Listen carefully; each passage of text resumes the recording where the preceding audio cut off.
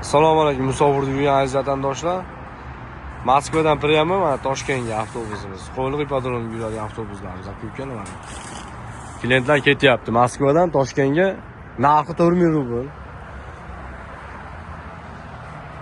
Ketayotgan aka-ukalarimiz mana. Ichki salonlarni ham ko'rib, odamlar bor.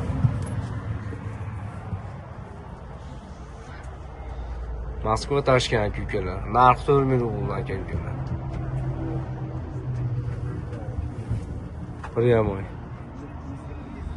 Qalaysiz aka, yaxshimi? Avtobus yaxshimi aka? Nechta gaplashdingiz? 5000. 5000 rubl olib ketyapmiz ana Moskvadan Toshkentga Priyamoy. Toshkentga o'tadi aka-ukalar. Ekranimizda ishlanchi nomerlar bemalol обращаться qilaverasizlar.